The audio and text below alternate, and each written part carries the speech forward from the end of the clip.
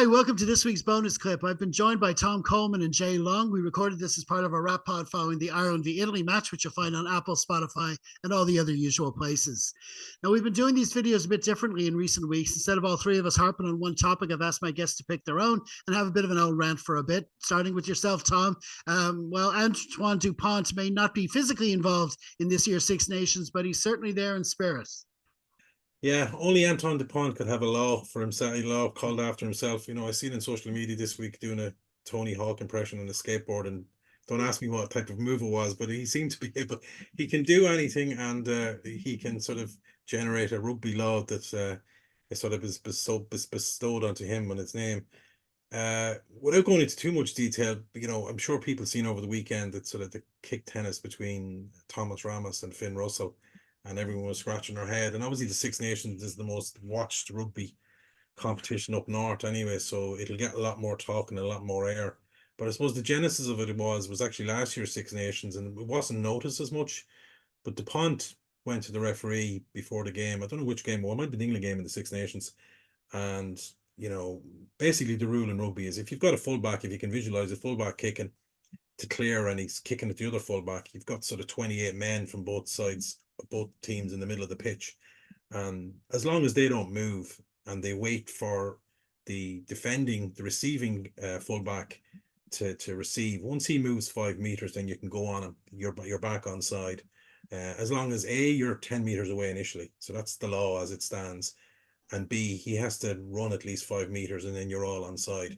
So he sort of clarified that rule. Before, it was always the case that those 28 guys in the middle, whether they be the fatties and the back rows, they were all struggling to get back on side and make sure they weren't ahead of the kicker, which is a penalty in rugby. So the Pond realized that, if everybody stays still in the middle of the pitch, you can wait to the receiving fullback. Once he moves 5 or else passes to a teammate, to a winger maybe to clear, then everybody's on side. So years ago when you were playing soccer in the yard, you had these sort of goal hatchers, for want of a better word. We all remember them in school, where a guy be hatching and he all the skillful guys would be in the middle of the pitch and this guy would just tip it in. So in some ways it's like a goal hatcher where you have one attacking player from the team that's kicked will eventually put pressure on the fullback who's receiving, because he's 10 meters initially, and then as the fullback moves out, he's on side, 5 meters, he can go at him and put pressure on his clearance without getting overly too technical on it. But that's where the genesis of it came. DuPont was the sort of first one to realize that sort of loophole in the law. He did a bit of it in the World Cup warm-up match against Australia, I noticed. Even so much so that if you watch clips of that game where there's kick tennis going on, he's actually running into the opposite direction where the kick's going, because he knows what's coming, because he knows France are going to receive it. We didn't see that much of it in the World Cup. It got its main talking point again. Then there was a game in the Premiership at the start of January between Bath and Gloucester. I don't know if it was in the Wreck or in Kingsholm, where there was 14 kicks in a row between the two. Now, if you look at that game and you look at that clip, I'm sure you can search it online. Maybe we can put a link below. It'll give people a better idea what we're talking about. Bath were a bit more tuned into what DuPont was trying to do. They were putting pressure. There was the winger there, Will Muir, who's played a bit with England. He was putting pressure on the Gloucester receiving fullback. As soon as he ran 5 meters, he was going to charge it down. Where Gloucester were old school and they were trying to stay onside, and they weren't really putting pressure on the Bath exits as much.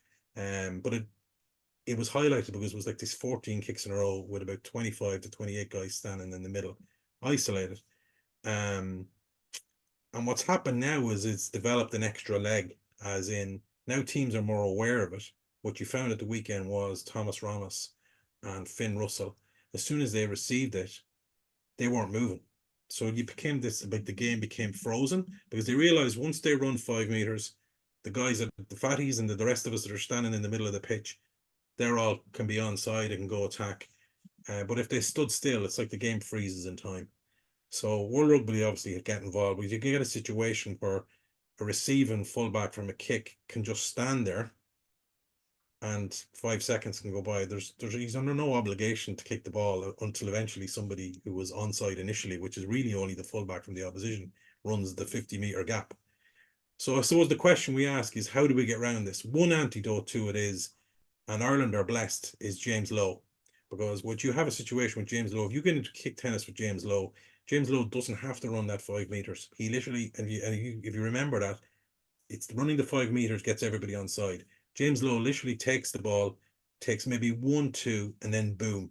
So he's kicking a good 60 meters back down the opposition.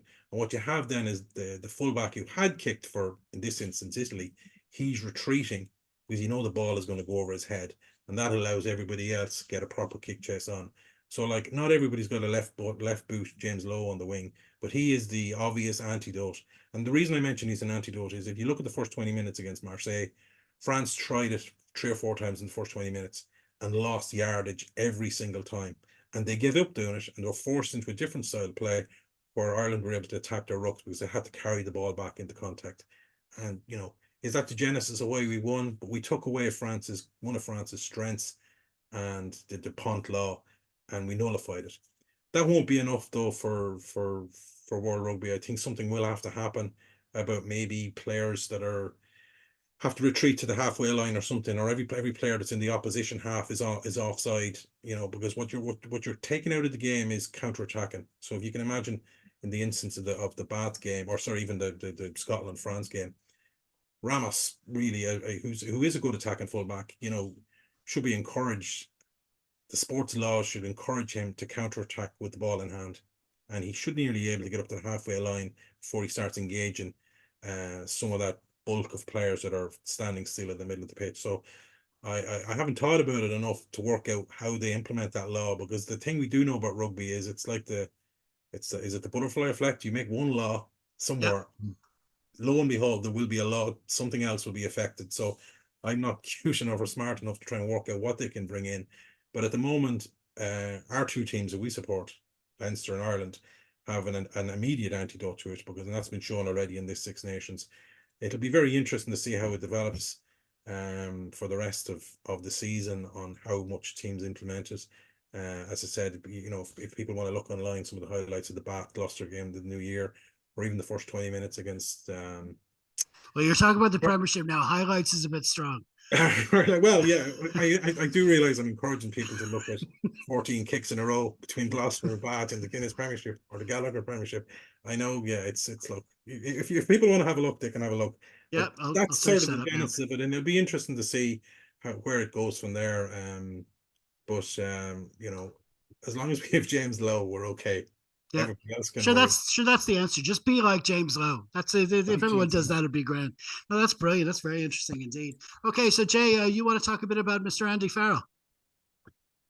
Yeah, and I suppose if talking about Dupont and his skating, Tom, I made a joke online that it was a box kick flip he did, and I got absolute tumbleweeds. So you can start there. But anyway, yeah. So this segment is called Andy Given Sunday, which, to be honest, I came up with that before I came up with something to say about it. Yeah. So now that Tom's given us a fairly technical explained thing, I'm going to drag us into the murky waters of those pure vibes at this stage. I was just kind of thinking of it. I was just rewatching the games to kind of really to find something to kind of bring into this, and I just came up with a pretty laboured parallel between Ireland and France, really. In the frame of, I think the point of difference here is probably Andy Farrell and everything that's kind of come along with him. So if you kind of think about where Ireland and France are at the moment, they're both kind of hinted at, kind of World Cup glory there. They both went out and pretty much probably, I don't know, era kind of beating quarterfinals. Like, there's some of the highest quality rugby quarterfinals that we've seen, which can sometimes probably be even more heartbreaking than if you went out and got absolutely hammered in a quarterfinal, because obviously the doubts are in your head there that you could have got over the win. Like, if it was, if you got absolutely trounced, you could kind of say, listen, we were never getting there. But the shoulda, coulda, woulda is kind of living with these guys for the last 3 or 4 months, and we've heard that from the Ireland camp, right? I mean, otherwise they've both a set of players that have kind of had forced kind of guys out through injury coming into the Six Nations. They've both, through kind of various avenues, lost their kind of talismanic players. I mean, Johnny Sexton's gone, Antoine Dupont's gone. So, there's not a massive gap between where you'd expect Ireland and France to be, both in a headspace point of view and a performance point of view. I mean, and that's just not what we're seeing on paper at the moment, right? There's night and day between how these group of players are approaching the Six Nations. So France are struggling, and you could probably nearly argue say, well, France have come back looking kind of a shadow of for themselves. Ireland are taking this time to learn, right? Look at the line out. And that's on top of bringing in new guys because of injury. Like Andy's used this time productively, whereas it looks like I'm not sure if Galtier has tried to lick the wounds and the players haven't received it. But that's what I kind of have written here in terms of that sort of performance after that doesn't happen by accident, right? And I know it's a bigger coaching group than just Andy, but their names don't fit with any given Sunday, so they didn't get mentioned. But I mean, you have Mike Catt, Foggs, Paul O'Connell. You have the senior player group. You have junior players coming in and starting off like they're 20 cap kind of professionals. And I suppose the term I use is everyone seems to be invested in what Andy Farrell's bringing to the side, and that just doesn't seem to be, what's happening in France, and it doesn't seem to be really what's happening anywhere else. He seems to be something a little bit special. So obviously he's been rewarded for the Lions tour, so it'll be really interesting to see. But we're kind of lucky to have him, and I think the coaching group and the player group deserve massive kudos for kind of, I won't say shrugging off the World Cup. I'm sure it still kind of keeps them up at night, but they're certainly taking that and using it productively. Whereas France and not to pick on them, I'm sure they'll come back, but I mean that could have easily been us, and it wasn't. And I don't think that's by accident by any stretch of the imagination. So Andy Given Sunday. that I had that before I had anything else. That's the way to do it. That's the way to do it. You start with the pun and work from that. It's brilliant. Well, now it's time for my bit. And after Tom harping on the kicking duel during Scotland v France, I'd like to focus on a possibly even more controversial incident from that same match. Now, when I say controversial, I'm a bit torn on the use of this word. It seems a bit sensationalist, especially when you consider that I actually agree with the way the officials reached their decision. But I suppose what does make it controversial is the fact that it was a call about a score that would have literally changed the results of the entire match, as there was no time left on the clock.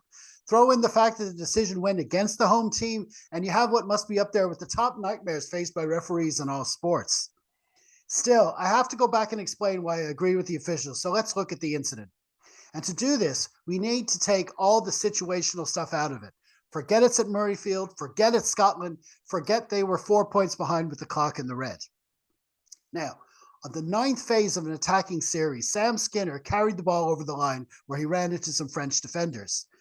There was the predictable mass of bodies all around the ball, but from referee Nick Berry's angle, the ball was held up, so that is how he called it. This is the most critical information of the entire incident for me, but there is, of course, a lot more. Berry assured the Scots that the decision would be reviewed, which put matters into the hands of TMO Brian McNeice. Okay, now you might think I'm defending his decision because he's Irish, but I suppose all I can do is hope that you appreciate that my actual motivation is for the correct decision to be reached where possible. Anyway, what McNeice had to do was look over as many available angles as he could to see if there was a grounding, and that word grounding is the second most important aspect to all of this. For this, he had to hope that there was a decent gap among all the other moving parts in the way, arms, legs, heads, boots, even the occasional arse, to catch a glimpse of the ball. And as many have been at pains to point out, it does look to all intents and purposes that the ball actually does make its way to the Murrayfield grass. In fact, many of those fans also went to great pains to screen grab the image the TMO was looking at, as though it offered some proof that it should have been a try. And to be fair, during the early part of McNeice's dialogue as he watched, it really did sound as though he wanted to award the try. But there was a problem, you see, one that understandably eager screen-grabbing Scottish fans probably missed. It might seem like a contradiction, but the fact remains that the ball touching the ground is not all we need to see in order to call it a grounding. There is absolutely no evidence that Skinner or indeed any other Scotsman has their hand on the ball as it touches down, and you need both. He could have let it go. There may have been separation. And remember, even when it comes to the ball touching the ground, we were never 100% because we couldn't actually see it. All of which led McNeice to say to Berry, "I cannot see for certain. I don't have the ball on the ground, Nick." So what happens now? It's very simple. With no conclusive way to overturn his original decision, Barry was only left with that decision. It is definitely unfortunate, maybe even a bit cruel, but having watched it over and over again, I can only come back to the same conclusion. Now, of course, what I did at the time was to share my opinion on Twitter, and we all know what happened next. I got replies stating categorically that it was a nailed-on try, most of them with that screen grab so-called evidence. So to avoid falling down a social media rabbit hole, I chose not to engage and instead waited until now to make my case. To be absolutely clear, I was 100% shouting for Scotland. They are and have always been my second favorite Six Nations team. Like I said, we have to take our allegiances out of the equation when discussing these calls. Otherwise, there's really no point discussing them at all. I have always been in favor of using TMOs, but only in a support capacity to the on-field referee. In my view, they should always make a decision themselves, with the guy in the booth only overruling if they have 100% certainty. And it's only when this is accepted that we can appreciate that once in a while, there will be a decision that looks both horribly unfair and absolutely correct in equal measure. Okay, that's it for now. Thanks again to Tom and Jay for joining me on the pod, and thanks to you for watching our videos. Please be sure to comment, like, share, and subscribe to help us out.